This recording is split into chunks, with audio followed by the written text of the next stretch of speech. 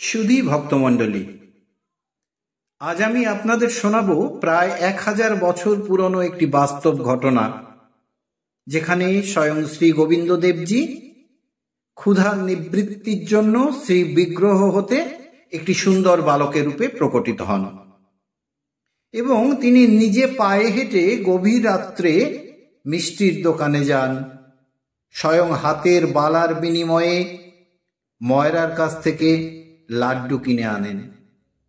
হ্যাঁ প্রিয় ভক্তগণ, অনুমান করা হয় এটি ঘটেছিল রাজস্থানের জয়পুরের শ্রী গোবিন্দ মন্দিরে। ভাগবত পাঠকদের সূত্র অনুযায়ী এটি প্রায় 1000 বছর আগের কথা। তখন ভারতবর্ষে রাজারা রাজত্ব করতেন। শোনা যায় সে সময় কালা পাহাড় নামে একজন ভয়ঙ্কর দস্যু ভারতবর্ষের বিভিন্ন মন্দির আক্রমণ করে এবং প্রভূত ধ্বংসলীলা চালায়, মন্দিরের সমস্ত সম্পদ লুণ্ঠন করে। তার অপ্রতিরোধ্য গতির কাছে অনেকেই মাথা নত করেন। এই কালা পাহাড় যখন বৃন্দাবন আক্রমণের পরিকল্পনা করছে, গুপ্তচর মারফত খবর পেয়ে জয়পুরের মহারাজা তখন শ্রীরাম বৃন্দাবনের 3 প্রধান মন্দির যথাক্রমে শ্রীগোবিন্দ, গোপীনাথ ও মদনমোহন থেকে শ্রী বিগ্রহ রাজস্থানে স্থানান্তরিত করেন এবং গোপনে লুকিয়ে রাখেন। এইভাবে শ্রী গোবিন্দ দেবজি জয়পুরে একসময় প্রতিষ্ঠিত হন। শ্রী গোবিন্দদেব তখন সবে শ্রীধাম বৃন্দাবন থেকে জয়পুরে স্থানান্তরিত হয়েছেন।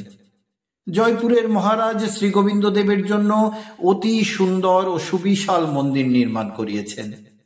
কথিত আছে শ্রী গোবিন্দদেব মন্দিরের পূজারী প্রথম থেকেই সারা দিন ঠাকুরের সেবা, পূজা, অর্চনা, ভক্তি ও ভাবের দ্বারা অত্যন্ত শ্রদ্ধা ও যত্ন সহকারে করতেন। সেবার কাজে সামান্য ত্রুটিও তিনি রাখতেন না। ভক্তি ও ভাবের সেবায় গোবিন্দদেবজি অতি প্রসন্ন ছিলেন। নিয়ম ছিল দিনের শেষে রাত্রিতে আরতির পর সেবক পূজারী যখন শয়নে যেতেন, মন্দিরের দরজা বন্ধ করার পূর্বে একটি থালায় তিনি 4টি লাড্ডু ও জলপাত্র রাখতেন শ্রী গোবিন্দদেবের নিকটে, পাছে রাত্রিতে ক্ষুধা পেলে তিনি সেটা সেবা করে ক্ষুধা নিবৃত্তি করতে পারেন। কোনো একদিনের কথা, আজও সারাদিন সেবক পূজারী ভক্তিভাবে প্রভুর সেবা করেছেন। সারাদিন অগণিত ভক্ত প্রভুর দর্শনে এসেছেন, নানা ভেট দিয়েছেন। মহা ধুমধাম করে সন্ধ্যার ভোগ লাগানো হয়েছে, বাদ্য সহকারে আরতি সম্পন্ন হয়েছে, মন্দির পরিষ্কার ও মার্জনা করা হয়েছে। একসময় ক্লান্ত সেবক শয়নে যাবার পূর্বে মন্দির বন্ধ করলেন। কিন্তু আজ প্রথমবার ব্যতিক্রম ঘটল। পূজারী ভুলে গেলেন শ্রী গোবিন্দের জন্য রাত্রের ভোগ স্বরূপ 4টি লাড্ডু ও জলপাত্র রাখতে। যা ঘটে ভক্তদের জীবনে সবই ঈশ্বরের ইচ্ছাতেই ঘটে। কখনো ভক্তের মহিমা, আবার কখনো নিজের করুণা প্রদর্শনের নিমিত্ত জগতে তিনি কত অলৌকিক ঘটনা সংঘটিত করেন। এদিকে পূজারী শয়ন করে আছেন, রাত গভীর হয়েছে, সাধারণ দোকানপাট সব বন্ধ, কেবল রাত জেগে মিষ্টির দোকানে ময়রা সুস্বাদু মিষ্টি তৈরিতে মগ্ন। তার বদনে রয়েছে সুমধুর হরিনাম। গভীর রাতে শ্রী গোবিন্দ ক্ষুধা অনুভব করলেন, কিন্তু তাকিয়ে দেখলেন আজ সেবার থালিও নেই আর লাড্ডুও নেই। একটু মুচকি হেসে তিনি বিগ্রহ হতে একটি অতি দিব্য বালকের রূপ পরিগ্রহ করলেন। আহা কি অপূর্ব তার শোভা!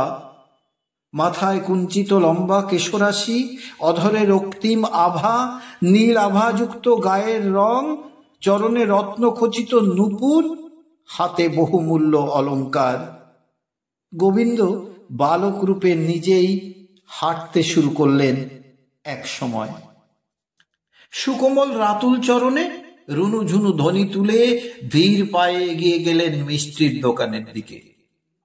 চারিদিক নিস্তব্ধ, সবাই নিদ্রিত, তাই কেউ জানতেও পারল না আজ কি অলৌকিক হতে চলেছে! আজ যেন গোবিন্দের ইচ্ছায় মায়াদেবী গভীর মায়া বিস্তার করে সকলকে গভীর নিদ্রায় আচ্ছন্ন করে রেখেছেন। মিষ্টির দোকানে পৌঁছে বালকরূপী গোবিন্দ দেখলেন প্রদীপ জ্বালিয়ে ময়রা উৎকৃষ্ট মতিচুরের লাড্ডু তৈরিতে ব্যস্ত। মুখে তার ঠাকুরের নাম গাইছেন আর তন্ময় হয়ে লাড্ডু তৈরি করছেন।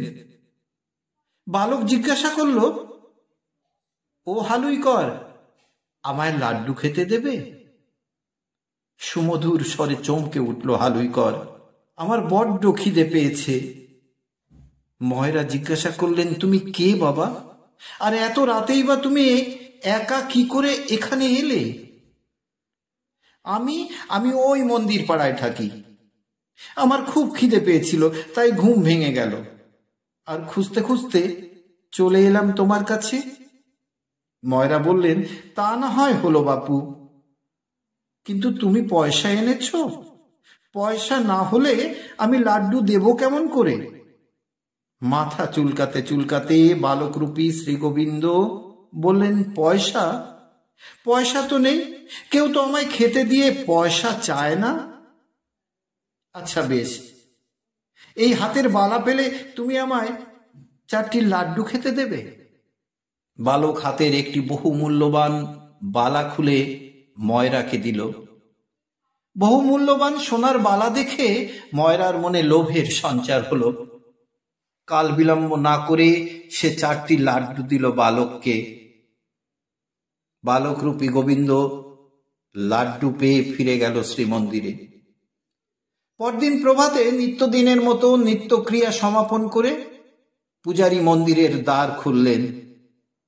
শ্রীগোবিন্দদেবকে স্নান করাতে গিয়ে পূজারী চমকে উঠলেন, হাতের বালা কোথায়? ভয় পেলেন পূজারী। কথা চেপে না রেখে তিনি ছুটে গেলেন রাজার কাছে। অকপটে সব বললেন রাজাকে, গোবিন্দদেবের হাতের বালা হাতে নেই। আগুনের ফুলকির মতো খবর ছড়ালো রাজ্যের সর্বত্র। ময়রার কানেও খবর গেল। ময়রা ভয় পেয়ে গেলেন। মনে মনে ভাবলেন, তাহলে কি ঠাকুর নিজে এসেছিলেন তার দোকানে তাকে দর্শন দিতে, লাড্ডু কেনার ছলনায়?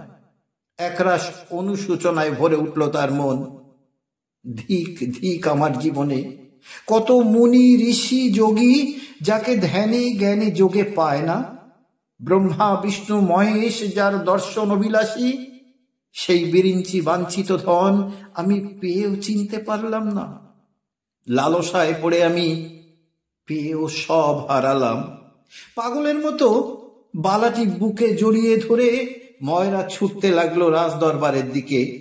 রাজার নিকট পৌঁছে বালাটি রাজার হস্তে দিয়ে নয়ন জলে রাজাকে গত রাতের ঘটনা খুলে বললেন যে একটি বালক ক্ষুধার তাড়নায় তার কাছে এসেছিল লাড্ডু কিনতে।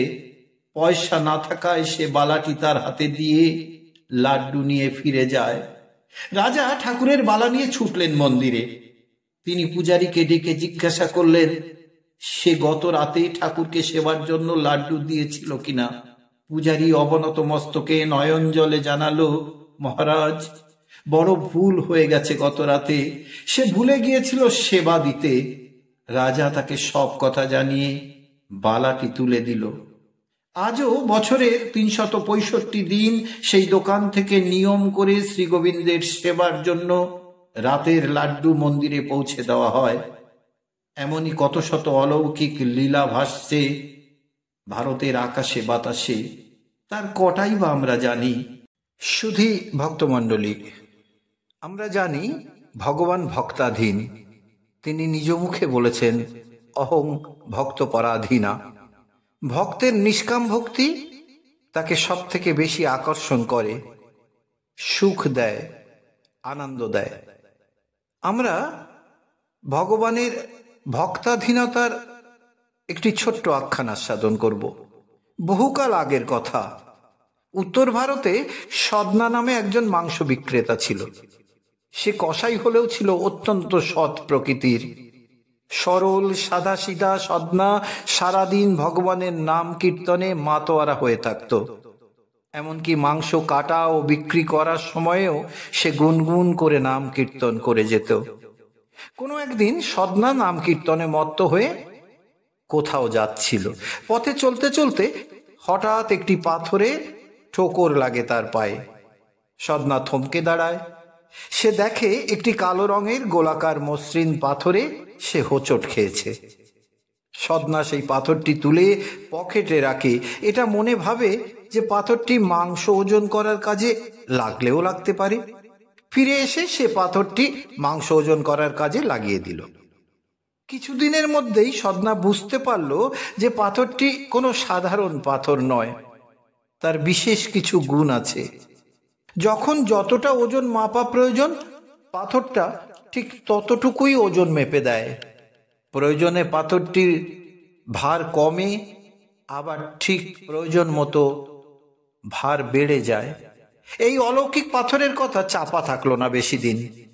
কথা রটে গেল সদনা কসাইয়ের কাছে জাদু পাথর আছে, যে যতটা ওজন চায় পাথরটি ততটাই ওজন করে দেয়।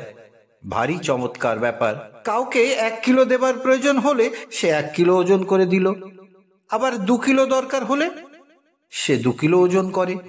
সদনার ইচ্ছা অনুযায়ী তার ভার কমে বা বাড়তে থাকে। ক্রমে দোকানে লোকের ভিড় বাড়তে লাগলো। চমৎকারী পাথর দেখতে এসে সবাই সদনার দোকান থেকে মাংস কিনতে শুরু করলো। বিক্রি বেড়ে গেল অনেক গুণ।